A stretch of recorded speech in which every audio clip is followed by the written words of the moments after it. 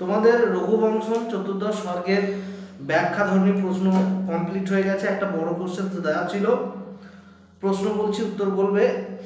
রামচন্দ্র সীতা পরিত্যাগের পক্ষে ভ্রাতাদের কাছে যে সকল যুক্তি দিয়েছিলেন তা বলো। এখানে লেখা আছে, আমি তোমাকে বলতে বলছি, বলো। ভদ্র নামক চরের মুখ থেকে জানতে পারলেন যে পূর্ববাসী প্রজারা রাক্ষস। কে জানতে পারলেন? ভদ্র নামের চরের কাছ থেকে কে জানতে পারলেন? রামচন্দ্র। হ্যাঁ, তাহলে সম্পূর্ণ বলবে। রামচন্দ্র জানতে পারলেন যে পূর্ববাসী প্রজারা রাক্ষস গৃহবাসিনী সীতার চরিত্র সম্পর্কে কলঙ্ক রটনা করছে এবং তাকে গ্রহণের জন্য রামচন্দ্রের নিন্দা করছে। রামচন্দ্র ছিলেন আদর্শ পূজারঞ্জন রাজা, আবার তিনি ছিলেন যশোধন, অর্থাৎ প্রাণের চেয়ে যশ ছিল তার কাছে বেশি গুরুত্বপূর্ণ। এই অপযশ মোচনের অন্য কোনো উপায় না পেয়ে তিনি বাধ্য হয়ে নিষ্কলুষ চরিত্র অগ্নিবিশুদ্ধ প্রিয়তমা পত্নী সীতাদেবীকে পরিত্যাগ না করবার সিদ্ধান্ত গ্রহণ করলেন। তারপরে তিনি ভ্রাতাদের ডাকিয়ে এনে সেই সিদ্ধান্তের সমর্থনে নিম্নলিখিত যুক্তিসমূহ প্রদর্শন করলেন। এরপরে না, এই যখন তুমি বলবে, এই প্রদর্শন করলেন অব্দি বললে, এরপরে তুমি কিন্তু প্যারা চেঞ্জ করবে। প্যারা চেঞ্জ করার পর আবার কিন্তু সেটা নতুন করে বলো। বেশ। জলীয় বাষ্পপূর্ণ বাতাসে নির্মল দর্পণ মলিন হয়ে যায়। রাক্ষস গৃহবাসিনী সীতা নির্মল চরিত্রা, অথচ সদাচারী বিশুদ্ধ চরিত্র রামচন্দ্র নিষ্পাপ সীতাকে গ্রহণ করায় সীতার চরিত্রের শুদ্ধতায় সন্দিগ্ধ হয়ে পড়লেন। কারা সন্দিগ্ধ? প্রজারা রামচন্দ্রের নিন্দা করছে। ফলে সূর্য সম্ভূত রাজশ্রী বংশ সদাচার শুদ্ধ রামচন্দ্রের জন্য উক্ত দর্পণের মধ্যে কলঙ্কের মালিন্য উপস্থিত হয়েছে। জলতরঙ্গের তৈলবিন্দু যেমন দ্রুত চতুর্দিকে ছড়িয়ে পড়ে, তেমনি দ্রুত এই কলঙ্ক প্রজাদের মধ্যে ছড়িয়ে পড়েছে। রামচন্দ্র ইতিপূর্বে কখনো নিন্দিত হননি, তাই গজরাজকে জলাপগাহন করতে না দিয়ে বেঁধে রাখলে সে যেমন ওই বন্ধন স্তম্ভ একেবারে সহ্য করতে পারে না, রামচন্দ্র তেমনি এই প্রথম নিন্দাবাদ কিছুতেই সহ্য করতে পারছেন না। সেই কারণে পূর্বে যেমন তিনি রাজ্যের প্রতি নিন্দাবাদ কিছুতেই সহ্য করতে পারছেন না, সেই রাজ্যের প্রতি না, আসলে নিন্দাবাদ কিছুতেই তার সহ্য করতে পারছেন না। সেই কারণেই পূর্বে যেমন তিনি রাজ্যের প্রতি নিষ্পৃহ হয়ে সমুদ্র মেঘলা ধরণীকে পরিত্যাগ করে পিতৃসত্য পালনের জন্য বসবাসে গিয়েছিলেন, এখনও তেমনি সীতা সন্তান সম্ভবা হলেও প্রিয়তমা সীতা ও ভবিষ্যৎ বংশধর সন্তানের প্রতিও নিষ্পৃহ হয়ে সীতাকে পরিত্যাগ করবার সিদ্ধান্ত নিয়েছেন। তার মানে তুমি একটা, আমি একটু ইন্টারাপ্ট করছি এখানে, দেখো, মানে অনেকেই তো তখন রামচন্দ্রকে প্রশ্ন করছিলেন যে কি ব্যাপার, তুমি মাতা সীতাকে মানে যেহেতু অন্য পরপুরুষের কাছ থেকে এসেছে, রামচন্দ্রকে অনেকেই প্রশ্ন করছে স্ত্রী তাহলে নিশ্চয়ই এখানে কোনো মানে তার চরিত্র নিশ্চয়ই খারাপ আছে, হ্যাঁ, অন্য কাছ থেকে এসেছে। এখানে রামচন্দ্র কি হলেন? একটা প্রশ্নে কিন্তু তিনি তার রাজকার্য ছেড়ে কিন্তু বনবাসে এসেছিলেন। কোনো রকম স্পৃহা কিন্তু মনের মধ্যে কিন্তু তিনি রাখেননি।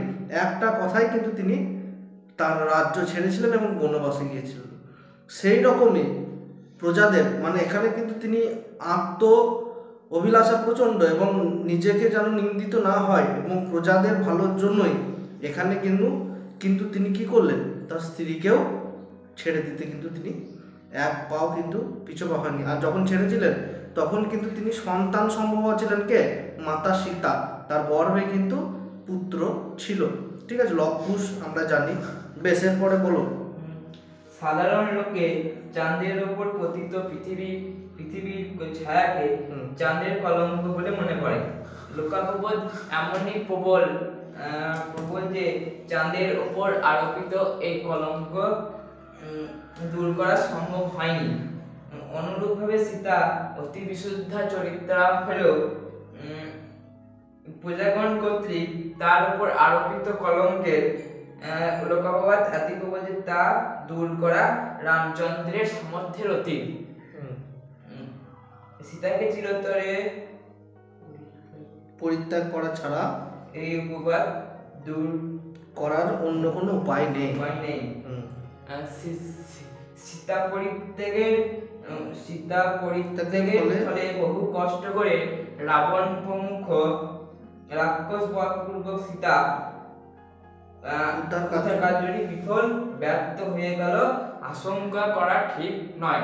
হ্যাঁ, মানে সীতা উদ্ধার কার্যটি বিফল বা ব্যর্থ হয়ে গেল এরকম কিন্তু আমাদের চিন্তা করা উচিত কিন্তু নয়, যে তাহলে সীতাকে বাঁচিয়ে আমাদের লাভ কি হলো। অনেকেই প্রশ্ন করতে পারে যে মাতা সীতাকে যখন রাবণের কাছ থেকে যুদ্ধ করিয়ে নিয়ে আসা হলো, এরপরে এসে রামচন্দ্র আবার সীতাকে পরিত্যাগ করে দিলেন সন্দেহ বসে বা লোকমুখে এই অপবাদগুলো শোনার ফলে, মানে তারপরেই তো রামচন্দ্র সীতাকে পরিত্যাগ করলেন, তাহলে সীতাকে বাঁচিয়ে লাভ কি হলো, ওইখানে ছিল ওইখানে থাকতো। এটা কিন্তু ব্যর্থ নয়। কেন কি তারপরে বলো। কারণ সাপের গায়ে কেউ পা দিলে সাপ যেমন তৎক্ষণাৎ অপকারের প্রতিশোধ নেবার জন্যই তাকে দংশন করে, রক্তপানের জন্য নয়। তেমনি সীতা হরণ রূপ অপমান ও অপকারের প্রতিশোধ নেওয়াই রাবণ বধ সার্থক সফল। লোকাপবাদ রূপ শল্য বুকে বিদ্ধ থাকলে মানধন রামচন্দ্রের বেঁচে থাকা সম্ভব নয়। তাই এই শল্য উৎপাটন করে তিনি দীর্ঘদিন বেঁচে থাকুন এই আকাঙ্ক্ষা থাকলে ভ্রাতাদের উচিত তার এই সিদ্ধান্তের বিরোধিতা না করে মেনে নেওয়া। এইসব কথা শুনে ভ্রাতারা অন্তর থেকে অনুমোদন করতে পারলেন না এবং আবার বিরোধিতা করলেন, অনুমোদন করতে পারলেন না। মানে এই সমস্ত জিনিস ধরো রামচন্দ্র যতই ব্যাখ্যা দেন না কেন যে এই কারণে মাতা সীতাকে আমি ত্যাগ করলাম, এখানে কিন্তু তার ভাইরা অনুমোদন দিলেন না যে বেশ ঠিক আছে তাহলে মাতাকে চলে যাওয়া হোক বা পরিত্যাগ করে দেওয়া হোক। তারপরে তিনি এক মুনির আশ্রমে আশ্রয় নিয়েছিলেন মাতা সীতা। সেই আশ্রমে কিন্তু তার দুই পুত্রের জন্ম হয়েছিল, লব এবং কুশের। কিন্তু সেই মুহূর্তে তার পিতা কিন্তু ছিলেন না। পরবর্তীকালে যখন তার ছেলেরা মানে পুত্রেরা যখন বড় হলো লব কুশ, তখন ছোট থেকে তো তার বাবাকে চেনে না, চেনে কি রামচন্দ্রকে, কারণ মা একা ছিল, ছোট থেকে মাকে দেখছে এবং মুনি ছিলেন ঋষি মুনি যার আশ্রমে ছিলেন। এরপরে না পরবর্তীকালে না তার ছেলের সঙ্গে কিন্তু রামচন্দ্রের কি হয়েছিল, ঘোর যুদ্ধ হয় পরবর্তীকালে। বুঝতে পেরেছ? এই 7টা কাণ্ড রামায়ণ যদি আমরা পড়ি তাহলে আমরা বুঝতে পারবো পরপর একদম বালকাণ্ড থেকে শুরু করে পুরো একদম উত্তরাকাণ্ড অবধি আমাদের কিন্তু এই 7টা কাণ্ডে রামায়ণ রয়েছে। এর মধ্যেই একটা গুরুত্বপূর্ণ প্রশ্ন সীতা পরিত্যাগের ক্ষেত্রে এই যে ভ্রাতাদের কাছে যে সকল যুক্তি রামচন্দ্র দেখিয়েছিলেন সেটা আজকে তোমাকে ধরছি। এরপরে বলো, শেষই ছিল। পরে একান্ত অনুগত অনুজ লক্ষণকে আলাদাভাবে ডেকে রামচন্দ্র তাকে আদেশ দিলেন দাওয়াত পূরণের ছলে সীতাকে বাল্মীকি মুনি তপবনে নিয়ে গিয়ে পরিত্যাগ করতে। তাহলে তার ভ্রাতা লক্ষ্মণজির এই কাজটা কি ছিল, যে মাতা সীতাকে মানে বাল্মীকি মুনির তপবনে কিন্তু রেখে দিয়ে আসতে মাতা সীতা। বেশ ঠিক আছে, এই অবধি ঠিক আছে। এর পরের একটা প্রশ্ন রয়েছে, স্থিতাং নিদেশে পৃথক গাদিদেশ, আদেশটি কি, কে কাকে আদেশটি দেন, কেন, আদেশটি কিভাবে পালিত হয়, পাঠ্যাংশ অনুসরণে লিখতে হবে। ঠিক আছে, দেখো এখানে যে উত্তরটা দেওয়া রয়েছে মোটামুটি 1 পাতা কিছুটা বেশি। এবার তুমি যদি লেখো প্রায় 2.5 পাতা 3 পাতার কাছাকাছি উত্তরটা কিন্তু হবে। 10 নম্বরের ক্ষেত্রে মোটামুটি 2.5 থেকে 3 পাতা একদম সঠিক লিখতে হবে এবং এখানে ভাষাগুলো কিন্তু জোর দিতে হবে আরও ভালোভাবে। ভাষাগুলো একটু যেন ঠিকঠাক মার্জনীয় হয়, হ্যাঁ, এবং ছোটোবেলাকার মতো কিন্তু লিখলে হবে না, একটু শব্দগুলো বেশ একদম পরিমার্জিত যেন থাকে। উত্তর বলা ঠিক আছে, কিছু কিছু জায়গা আটকে যাচ্ছিল। বেশ, এখানে তোমার বড় প্রশ্ন 4টে রয়েছে। আজকে আর একটা দিয়ে দিলাম 2 নম্বর, আর 2টো বড় কোশ্চেন হয়ে গেলেই রঘুবংশম শেষ করব। রঘুবংশম শেষ করে এরপরে যেটা দেওয়া রয়েছে কিরাতার্য নিয়ম, এই কিরাতার্য নিয়মটা এরপরে প্রশ্ন উত্তর ধরবো এবং পড়াবো। এটা বেশ, ঠিক আছে।